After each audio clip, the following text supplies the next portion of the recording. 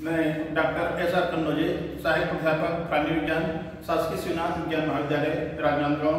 आज हम यहाँ पर flight adaptation in birds BSc part 1 paper 2 unit 3 का स्टडी करेंगे। साथियों, वैसे तो जो भी एनिमल जिस वातावरण में रहता है उसके अनुकूल अपने आप को बना के रखता है, इसे ही हम अनुकूलन कहते हैं या एडाप्टेशन कहते हैं। बर्ड की रचना को देखें तो बहुत सारे इसमें ऐसी रचनाएं हैं जो बर्ड को हवा में रहने के अनुकूल बनाता है। प्रमुख रूप से 3 एडाप्टेशन इनके अंदर में बॉडी में देखते हैं। एक जो होता है वो है मॉर्फोलॉजिकल एडाप्टेशन, सेकंड जो है एनाटॉमिकल एडाप्टेशन और थर्ड जो है ये है फिजियोलॉजिकल एडाप्टेशन। इसमें से हम सबसे पहले मॉर्फोलॉजिकल एडाप्टेशन को देखते हैं। इसके अंदर में आता है सबसे पहले बॉडी की संरचना। बर्ड की बॉडी को हम देखें तो बहुत ही स्ट्रीमलाइन धारा रेखी होता है, यानी कि एक सीधा में होता है। जब ये फ्लाइट करते हैं, हवा में उड़ते हैं, तो किसी प्रकार का कोई इसको अवरोध नहीं होता। इनका हेड, नेक, ट्रंक और टेल एकदम एक सीधा में रहता है। बॉडी की रचना इस प्रकार से होता है कि किसी प्रकार से इसमें अवरोध उत्पन्न नहीं होता और आसानी से हवा में फ्लाइट कर सकते हैं। ऐसी इनकी बॉडी की संरचना होता है। सामने का जो बीक वाला भाग है एकदम नुकीला होता है, जो कि हवा को चीरने में मदद करता है। दूसरी रचना जो देखते हैं इसके अंदर में फेदर की उपस्थिति। बर्ड के अंदर में पूरी बॉडी जो है फेदर से कवर रहता है। ये इसको सुरक्षा प्रदान करता है। साथ ही साथ में एकदम चिकने होते हैं, हल्के होते हैं, बॉडी के हीट को बाहर निकलने से रोकते हैं। किसी प्रकार के बैक्टीरिया और वायरस बॉडी के अंदर ना आए, उसको प्रोटेक्शन के काम करने का काम इनके माध्यम से होता है। साथ ही साथ ये फेदर बॉडी को गर्म बनाए रखते हैं और साथ ही ये जो फेदर के माध्यम से अट्रैक्शन का भी काम, मेल फीमेल को, फीमेल मेल को अट्रैक्शन का भी काम फेदर के माध्यम से करते हैं। इसके अंदर में देखते हैं एक विशेषता ये होता है, जैसे दूसरे एनिमल में 4 लिम्ब और हैंड लिम्ब मौजूद होता है, इस बर्ड के अंदर में 4 लिम्ब जो होता है वो मॉडिफाइड होकर के विंग बना लेता है, जबकि दूसरे एनिमल में इस प्रकार से रचना नहीं होता। तो इस प्रकार ये परिवर्तन देखते हैं। इनके अंदर में बाइपिडल लोकोमोशन देखते हैं। पूरे बॉडी के वेट को सहन करने के लिए केवल 2 ही पैर होते हैं जो बॉडी के पूरे वेट को सहन करते हैं। इसके अंदर में पर्चिंग मैकेनिज्म देखते हैं। पर्चिंग मैकेनिज्म क्या है? जब कोई बर्ड किसी शाखा पर किसी तार पर बैठती है तो कई घंटा तक, कई दिनों तक बैठे रहती है और जब तक कि वो ना चाहे तब तक कि नहीं उठती। क्यों? क्योंकि उसके जो पैर है उसमें टेंडन लगे रहते हैं, फ्लेक्सर मसल्स लगे रहते हैं। उसमें इस प्रकार से खिंचाव हो जाता है कि जैसे उंगलियों में ताला लग जाता है और इस प्रकार से जब तक चाहे बर्ड तब तक आसानी से बैठा रहता है, किसी प्रकार का उसको कोई प्रॉब्लम नहीं होता। तो ऐसी बॉडी के अंदर रचनाएं हैं जो उसको उस वातावरण में रहने के अनुकूल बनाता है। दूसरी जो रचना देखते हैं एनाटॉमिकल रचना। इस एनाटॉमी के अंदर में एक तो इसके अंदर आता है एंडोस्केलेटन और दूसरी रचना जो आती है वो है फ्लाइट मसल्स। एंडोस्केलेटन को देखते हैं तो इसमें जो पूरा बॉडी का जो बोन है वो हॉलो बोन होता है।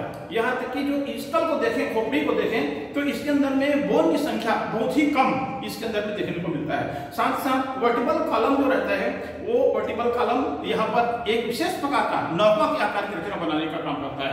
साथ ही थोरेसिक मास जो यहाँ पर जो वर्टिब्री है, lumbar vertebrae, sacral vertebrae, caudal vertebrae आपस में मिलकर के एक विशेष रचना का निर्माण यहाँ पर करता है। साथ साथ सिनसेक्रम का इसके अंदर निर्माण होता है, पाइगोस्टाइल इसके अंदर बनते हैं और टेल रीजन भी एक विशेष प्रकार का होता है, यानी पूरा बॉडी का बोन हल्का होता है जिससे एनिमल को वातावरण में रहने में अधिक अनुकूल बनाता है। तीसरी जो रचना देखते हैं, जो एडाप्टेशन देखते हैं, फिजियोलॉजिकल एडाप्टेशन। इस फिजियोलॉजिकल एडाप्टेशन में पहले देखते हैं हम डाइजेस्टिव सिस्टम के बारे में। पाचन तंत्र इसका इस प्रकार से होता है, हाई मेटाबॉलिक रेट होने के कारण से इसका डाइजेस्टिव सिस्टम बहुत ही स्पेसिफाइड होता है। इसके अंदर में क्रॉप जैसी रचना होता है और गिजार्ड जैसी रचना होता है और इसके अंदर में स्टोमक जैसी रचना। इसके अंदर में रेक्टम नहीं होता। बॉडी में जैसे ही फिगर मैटर बनता है वैसे फिगर मैटर को तत्काल बॉडी से बाहर कर दिया जाता है, जिससे बॉडी का वेट नहीं बढ़ता, कम बना हुआ रहता है। दूसरा जो देखते हैं रेस्पिरेटरी सिस्टम, बहुत ही इसके अंदर में हाई मेटाबॉलिक रेट होने के कारण से रेस्पिरेटरी सिस्टम बहुत ही विकसित प्रकार का देखने को मिलता है।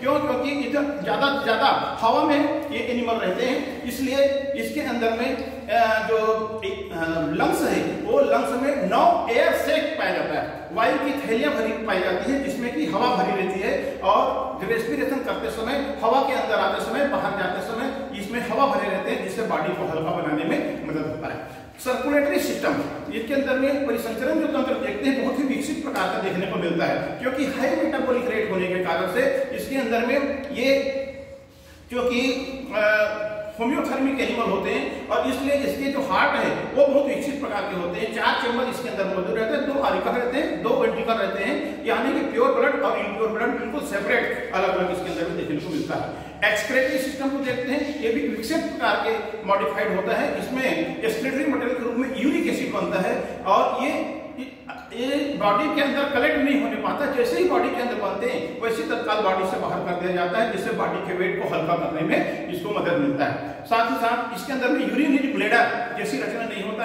यदि होता तो बॉडी के वेट बढ़ता, इसलिए ऐसी रचना इसके अंदर में नहीं होता, देखने को नहीं मिलता। साथ ही इसके अंदर ब्रेन जो देखते हैं वो बहुत विकसित प्रकार का ब्रेन होता है क्योंकि ये इसके अंदर में सेरिब्रम और सेरिबेलम जो कि बॉडी को बैलेंस बनाने का काम करता है, सीखने का काम करता है, किसी चीज को जानने का काम करता है, इसीलिए बॉडी को जो कुछ भी बताओ वो अपने आप सीख भी जाता है और वैसे ही उसका अनुसरण करने के लिए लगता है।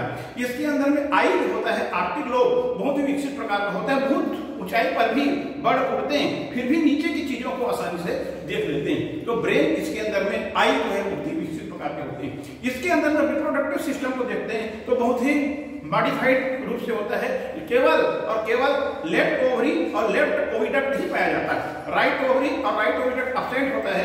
यदि मान लो होता तो बॉडी के वेट को बढ़ाता, तो बॉडी के वेट को हल्का करने के हिसाब से इस प्रकार से देखने को मिलता है। ये बॉडी, ये जो विशेषता में देखते हैं ये वार्म ब्लडेड एनिमल होते हैं। मतलब वार्म ब्लडेड का मतलब होता है कि किसी भी वातावरण में ये अपने आप को आसानी से अडॉप्ट कर लेते हैं, किसी प्रकार के कोई प्रॉब्लम नहीं होता और इसलिए इसको वार्म ब्लडेड एनिमल या होम्योथर्मिक एनिमल कहते हैं। वातावरण में चाहे कितने परिवर्तन हो जाए इसके बॉडी में किसी प्रकार का कोई चेंजेस नहीं दिखाई देता, इस प्रकार से वार्म ब्लडेड एनिमल बने हुए रहते हैं। ये 3 जो एडाप्टेशन है ये इसके अंदर में पाया जाता है और इसलिए बर्ड हवा में रहने के अनुकूल